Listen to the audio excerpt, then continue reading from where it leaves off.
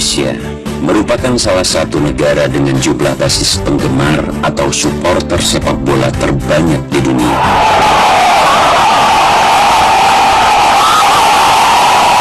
Sepak bola memang olahraga yang sangat digandrungi di tanah air. Oleh sebab itu, tak mengherankan jika pemain sepak bola yang bersinar di lapangan hijau selalu menjadi sorotan publik. Tak terkecuali legenda sepak bola Indonesia, Kurniawan Dwi Yulian.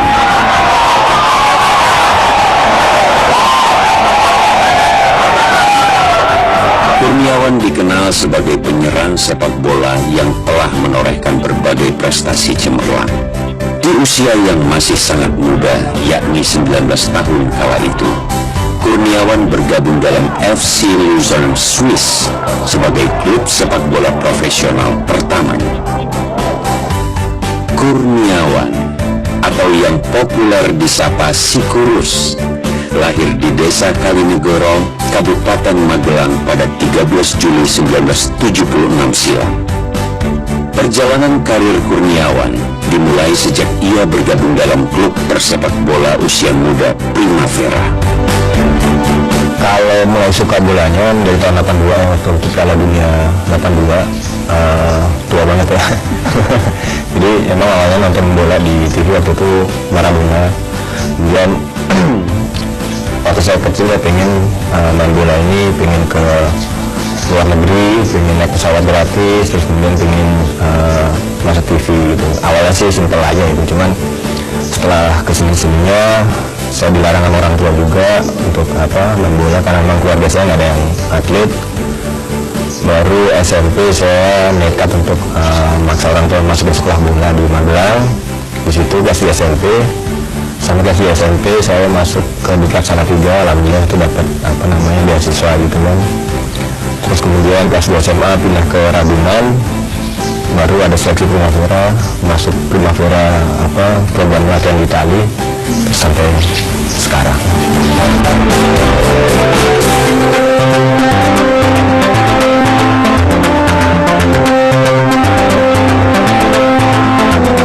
Primavera adalah program pembinaan pemain junior yang dilakukan PSSI pada 1993. Keberhasilan Kurniawan lolos seleksi Primavera mengantarkan dirinya ke kancah sepak bola internasional. Personel Primavera serta para pelatih kemudian dikirim ke Italia untuk menjalani sesi latihan dan pembinaan. Sebelum lolos seleksi Primavera, Kurniawan mengikuti diklat sepak bola di Salatiga, Jawa Tengah. Saat itulah ia mengenal sosok Supriyono yang hingga kini menjadi salah satu orang dekatnya. Jadi sebenarnya kalau sama Supriyono kemudian Kurnia Sandi memang saya kenalnya itu dari mulai seleksi diklat gitu kan. Jadi saya kenal dia memang dari kelas 3 SMP, kemudian Supri juga rumahnya dekat Diklat Salatiga. Saya dekat sekali sama Supri, kemudian Kurnia Sandi juga gitu kan. Nah kalau Supri mulai awal kita istilahnya meniti karir lah, karena kita seleksi bareng, kemudian sekolah juga satu angkatan. Terus rumah Supri juga dijadikan kalau dengan anak diklat nih kalau bolos ngumpetnya di rumah Supri gitu-gitulah. Kurniawan itu memang bisa dibilang bukan hanya temen ya, luar biasa dia. 91 ya. Awal pertama kita bareng itu di seleksi antar Diklat Salatiga. Seleksi Diklat Salatiga kebetulan juga sebenarnya saya Sandi Kurniawan itu memang lekat dengan Diklat Salatiga. Kemudian seleksi Primavera bareng lagi, di Ragunan juga bareng lagi, berangkat ke Italia 3 tahun juga bareng lagi, kemudian terakhir kita bertiga selalu bareng bersama-sama itu di Pelita Jaya. Waktu itu kita home base-nya di Sawangan, kemudian juga pertandingannya kita langsung lakukan di Lebak Bulus ketika itu. Supriyono Prima lahir di Salatiga, Jawa Tengah pada 8 Agustus 1975. Tak jauh berbeda dengan Kurniawan, ia juga meniti karirnya di dunia sepak bola tanah air. Pria yang kini berdomisili di Bandung ini tercatat pernah bergabung dalam sejumlah klub sepak bola besar di tanah air. Di antaranya Persib Bandung, Pelita Jaya, PSMS Medan, dan lain-lain. Di usianya yang tak lagi muda, Supriyono masih tetap mendedikasikan dirinya di dunia sepak bola tanah air. Sejak tahun 2004 lalu, ia mendirikan sekolah sepak bola yang diberi nama Mutiara Primavera. Mutiara Primavera belum lama, kurang lebih 2 tahun ke belakang. Itu upaya saya untuk ingin mengembalikan ya. Jadi di usia 14 tahun timnas kita, saya mendengar mereka kalah ketika berhadapan dengan Timor Leste. Kemudian ada tanggung jawab moral di situ. Kenapa kok saya tidak memberikan sesuatu yang baik, baik itu pengalaman ataupun apa yang sudah saya miliki, dan berdirilah Mutiara Primavera di situ. Supriyono juga kerap dipercaya sebagai komentator dalam berbagai siaran pertandingan sepak bola, baik sepak bola Indonesia maupun sepak bola Eropa.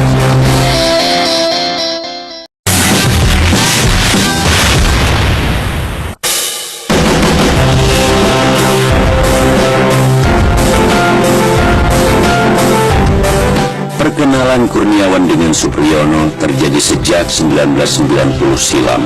Mereka sama-sama duduk di bangku sekolah menengah pertama negeri 3, kota Salatiga. Berangkat dari kesamaan hobi bermain sepak bola, keduanya lantas mengikuti diklat pelatihan sepak bola. Dari diklat tersebut, Kurniawan dan Supriyono berhasil lolos seleksi pemain Primavera, salah satu proyek ambisius Indonesia di dunia sepak bola kala itu.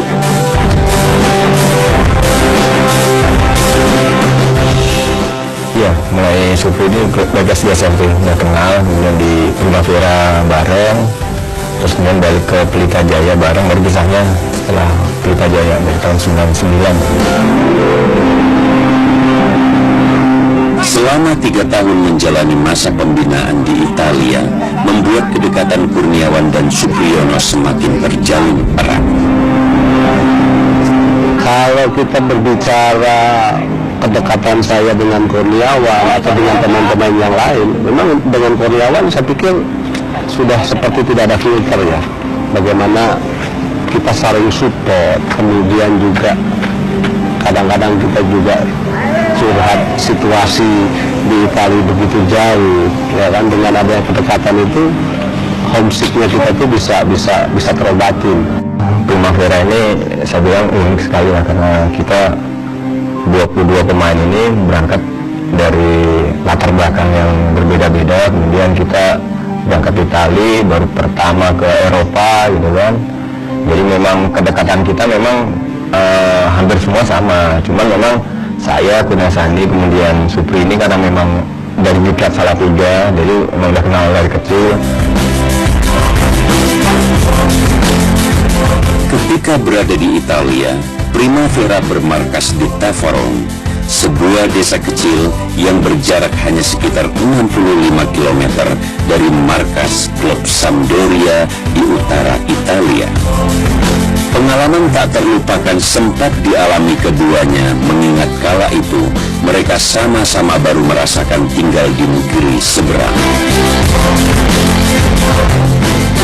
Ada sih sebenarnya, jadi waktu itu kita pertama keluar negeri, kita ke mana, ke Darwin. Primavera pertama kali tryout ke Darwin, ke Australia. Jadi karena di sana kan pakai apa nih, seatbelt gitu kan, harus dari mobil, dan Supri di depan confident banget gitu kan, masa seatbelt tuh ke Indonesia belum ada waktu itu kan. Jadi dulu diputar, anak-anak semua ketawa gitu. Itu aja yang paling konyol lah menurut saya. Ya, memang betul, pengalaman di sana memang sangat banyak ya. Kita bisa, minimal kita bisa bergaul dengan masyarakat Tavarone, orang-orang Italia yang selama ini kita ketahui orang-orang Eropa itu kan punya egois ya. Tapi dengan kita masuk di lingkungan mereka welcome. Kemudian untuk kenangan yang banyak mungkin ya di sana. apalagi pakai soft belt aja mungkin itu adalah pertama kali ya di Eropa, dengan situasi mobil di posisi sebelah kiri itu kan memang suatu perbedaan juga yang terjadi di Republik ini sama di Italia.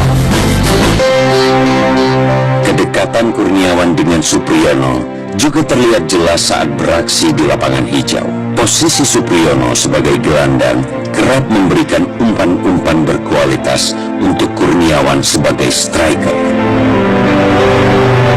Supriyono memang berbeda dengan Kurniawan, karena kalau Kurniawan adalah seorang pencetak gol, tetapi kalau Supriyono adalah pemain lapangan tengah yang justru lebih pakai kepala, katakan lebih pakai otak dalam bermain, ya.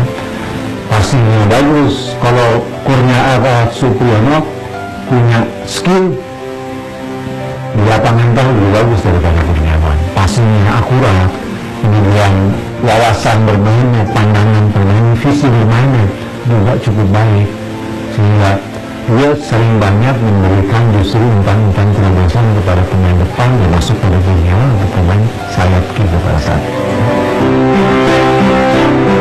Kedekatan Kurniawan dan Supriyono terus berlanjut sepulang mereka kembali ke tanah air. Keduanya sempat tergabung dalam klub sepak bola yang sama, yakni Pelita Jaya. Namun, saat nama Kurniawan semakin populer dengan prestasi cemerlang yang ditorehkannya, Supriyono justru memutuskan untuk gantung sepatu. Momen inilah yang lantas sangat disayangkan Kurniawan. Kalau yang berkesan sih hampir semua yang berkesan, ya, artinya yang kita sayangkan waktu itu dia lebih cepat pensiun, karena di umur 26, 25-26 dia udah berhenti main bola. Itu memang sangat kita sayangkan. Tapi terlepas dari saya cedera, kemudian juga sakit liver yang saya alami, memang sangat berat ya. Apalagi intensitas sebuah liga itu kan begitu kencang ya, atau temponya juga sangat tinggi. Recovery saya sepertinya saya tidak bisa cepat untuk tune in, untuk bisa mengikuti ritme yang ada.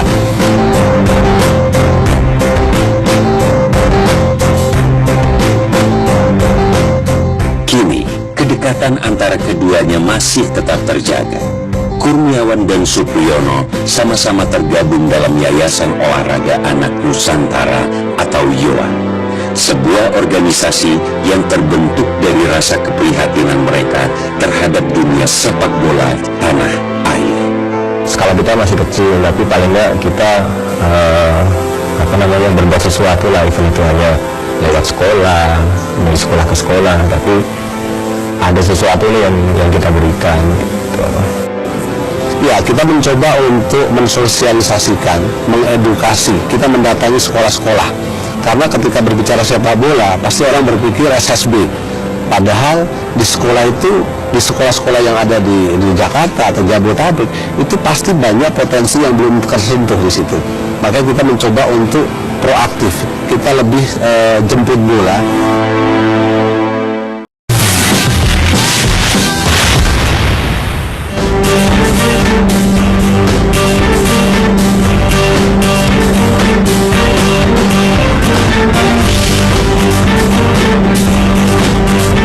Saat para pemain Primavera menjalani pembinaan di Tavarone, Italia selama 3 tahun, PSSI juga menyertakan pelatih sepak bola asal Indonesia.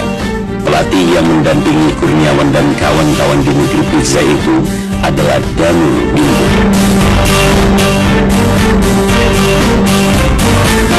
Danur Windu masih ingat betul, kendala perbedaan bahasa menjadi salah satu tantangan awal pelatihan generasi Primavera di Italia. Nah, ini juga ada satu pengalaman yang lucu gitu, yang lucu sekali. Begitu kita lagi latihan, ada latihan lari dengan bola, pelatih Romano Donati ini dia berteriak kepada pemain, memberikan instruksi yang disebut, yang saya ingat, dia bilang ferma. Tetapi pemain juga nggak tahu apa itu Vermare. Jadi mereka makin cepat aja bawa bola. Dia teriak lagi Vermare. Pemain makin cepat dari Vermare. Akhirnya guys yang Maria Rosa itu bicara Vermare itu artinya stop gitu loh. Kedekatan Danur Window dan Kurniawan tak hanya sebatas urusan sepak bola. Kurniawan bahkan telah menganggap Danur seperti orang tua sendiri. Sebab tak bisa disangkal, Danur adalah salah satu sosok di balik kesuksesan karir Kurniawan. Jadi kalau lihat sosok Om Danur itu, saya nganggapnya bukan sebagai as a coach gitu kan. Dia benar-benar menurut saya ini sebagai orang tua saya, sebagai teman ngobrol, sebagai sahabat juga, karena memang Om Danur ini pelatih yang memang harus dihormatin gitu kan. Saya sangat respect ke beliau. Dia nggak pernah yang maki-maki orang, terus selalu kalau orang Jawa itu ngemong gitu kan, bener-bener ngayomin sama pemainnya. Terus kalau metode latihan memang waktu di sana beliau kan sebagai asisten pelatih, jadi menjalankan program dari pelatih kepalanya.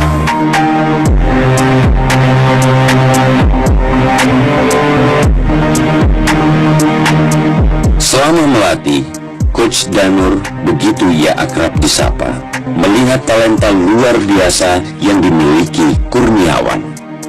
Memang Kurniawan sebelum kita berangkat ke Italia dan waktu masa seleksi, pemain ini udah menonjol.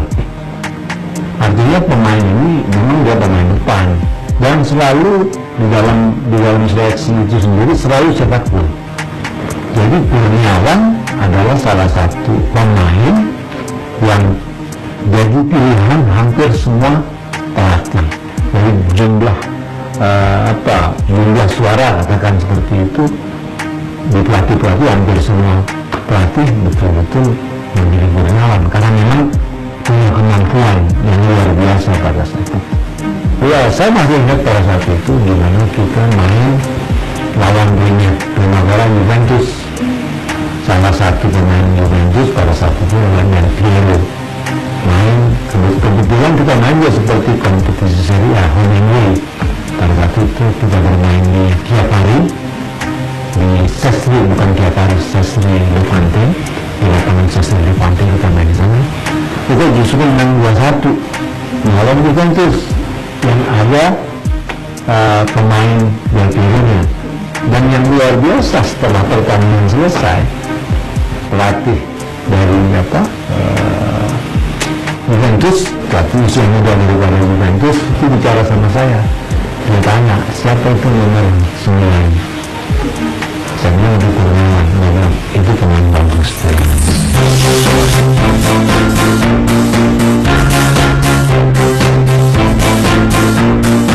Melihat bakat Kurniawan di lapangan hijau, Danur Window kemudian berambisi untuk melebarkan eksistensi Kapten Primavera tersebut di kancah internasional. Pria kelahiran Kutoarjo 65 tahun silam ini lantas mendampingi Kurniawan dalam seleksi pemain klub Luzon FC di Swiss. Jadi kalau Om Danur ini yang paling saya nggak bisa lupakan lah. Jadi beliau ini mendampingi saya waktu saya seleksi di FC Luzon. Jadi saya berdua sama Om Danur. Saya tuh yang takut gitu kan, maksudnya masuk ke ruang ganti pemain-pemain profesional gitu. Om Danur selalu support saya, bilang, ayo nggak usah melihat mereka, saya tahu kemampuan kamu, buktikan itu. Setelah saya bertemu dengan pelatih Luzon bilang, pergi aja ganti ke kamar ganti pakaian, di situ ada teman-teman, nanti saya ke situ karena sebelum latihan biasa ada briefing.